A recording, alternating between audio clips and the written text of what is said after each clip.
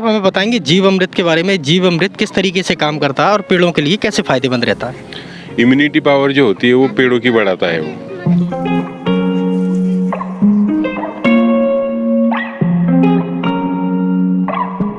नमस्कार दोस्तों, स्वागत करते हैं आपके अपने channel Harish Pawar business idea में। आज हम आए हैं जलगांव, महाराष्ट्र, ग्राम पचोरा में और जानेंगे मौसम्बी की खेती किस तरीके से की जाती है। तो चलिए दोस्तों, बात करते हैं यहाँ के जो किसान हैं उनसे।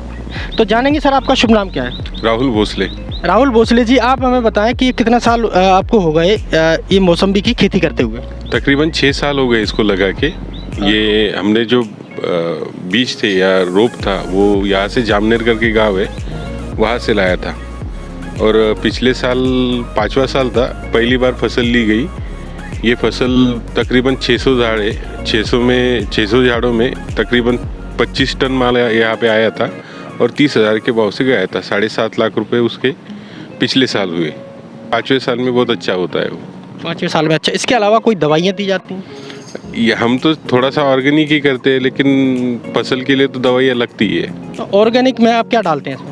ऑर्गेनिक में अर्क बनाया हुआ है, जीवामृत बनाया हुआ है और बाकी तो ये जो जीवामृत है इसके बारे में हमें कुछ बताएं। ये जीवामृत कैसे लगाया जाता है और इन पेड़ों में पानी की क्या व्यवस्था है?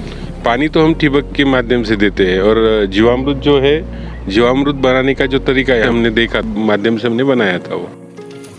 उसमें गाय का गोबर, गाय का गोमूत्र, चने का जो पीट होता है वो चने का पीट और गुड़, ये सब मिलाकर 200 लीटर पानी में डाल देते हैं। तकरीबन 8-10 दिन घुमाने के बाद उसको हम फसल में डालते हैं, हर पेड़ को 1 लीटर के लगभग।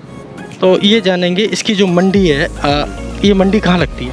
ये मंडी यहाँ से ये माल जो है पिंपल गांव करके गांव है, वहाँ के व्यापारी लेते हैं और ये यहाँ से दिल्ली, गुजरात और उत्तर प्रदेश यहाँ पे बेचते हैं।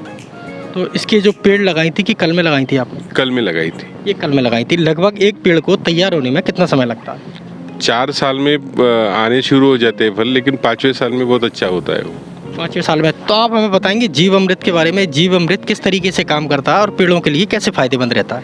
जीवामृत की वजह से जो पेड़ होते हैं, पेड़ की जो मूलियाँ होती है उनमें जो नेचुरली जो पोटैश ज़मीन से उठाना है या यूरिया उठाना है, वो उठाने के लिए सबसे तकरीबन उसकी एक इम्यूनिटी पावर जो होती है वो पेड़ों की बढ़ाता है वो। तो देख लेते हैं जीवामृत किस तरीके से काम करता है और कैसा होता है। जीवामृत हम जो है तकरीबन ये 200 लीटर के बैरल है, उसमें पानी डाला होता है 200 लीटर के लगभग।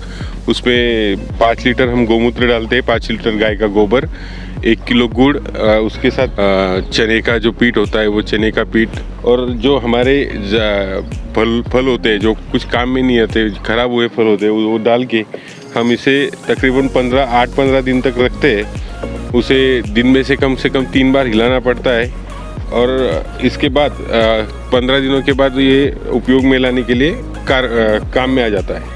मौसम्बी और संतरे के पेड़ों में डालकर यूरिया या DAP से जो खर्चा है वो भी कम हो जाता है। तो सर आप हमें और बताएं, ये इस मौसम्बी की फसलों में यदि और कोई दूसरी फसल की जाए तो उसमें ज़्यादा फ़ायदा है कि इसमें ज़्यादा फ़ायदा? फ़ायदा तो इसी में ज़्यादा है, क्योंकि जो लेबर प्रॉब्लम अब आज निर्माण हो रही है उसमें सबसे ज़्यादा फ़ायदा हो रहा है। और हम इसमें तकरीबन 6 साल तक जो बीच में फसल ली जाती है वो भी ले सकते हैं, यानी कि दोगुना मुनाफा जिसे कहा जाए उससे हम इससे ले सकते हैं। और इसमें तकरीबन साल में 2 बार फसल आती है। एक बार जो है इसे मृग बहार कहा जाता है। मृग बहार यानी कि जब जून में बरसात होती है उसमें जो बहार फुटता है उसे मृग बहार कहते हैं। और जो अंबिया बहार कहा जाता है, जो अंबिया बहार तकरीबन जनवरी फरवरी में वहाँ पे फूल सेट होने शुरू हो जाते हैं, यानी कि 2 साल में 2 बार आने वाला है। एक बोनस रहता है और एक मूल चीज़ वहाँ पे मिलती है हमें। तो दोनों बार जो फल लगते हैं वो बराबर लगते हैं कि कम ज़्यादा होते हैं? अंबिया जो होता है उसमें सबसे ज़्यादा फल लगते हैं और मृग जो होता है उसमें थोड़े से कम फल लगते हैं। तो ये जो अंबिया है ये कौन से महीने में लगता है? जनवरी के लगभग वहाँ पे लगता है, जब आम को फूल लगने शुरू होते हैं वो बाहर जो होता है उसे अंबिया कहा जाता है। अमृत के बाद आप इसमें यूरिया या DAP का उपयोग नहीं करते? पहले जब फसल शुरू होती है, यानी कि फसल जब फूल लगते हैं तब हम जीवामृत का प्रयोग करते हैं, और बाद में जब ज़रूरत होती है तब उसका भी प्रयोग करते हैं, रासायनिक का भी। देख लेते हैं किस तरीके से ड्रिप द्वारा इन पेड़ों को पानी दिया जाता है।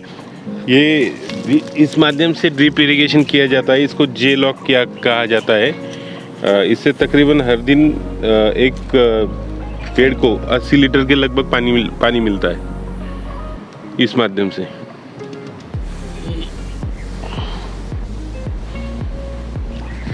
तो ये जो लेजम के अंदर ये छोटी छोटी छेद हैं कि नोजल लगी हुई है? नोजल लगी हुई है वहाँ पे। दोस्तों वीडियो कैसा लगा ये कमेंट्स बॉक्स में बताएं, वीडियो को लाइक करें, चैनल को सब्सक्राइब करें और बेल आइकन को दबाएं। मिलते हैं अगले वीडियो में कुछ नई जानकारी के साथ। आपका होस्ट एंड दोस्त हरीश पवार। जय हिंद।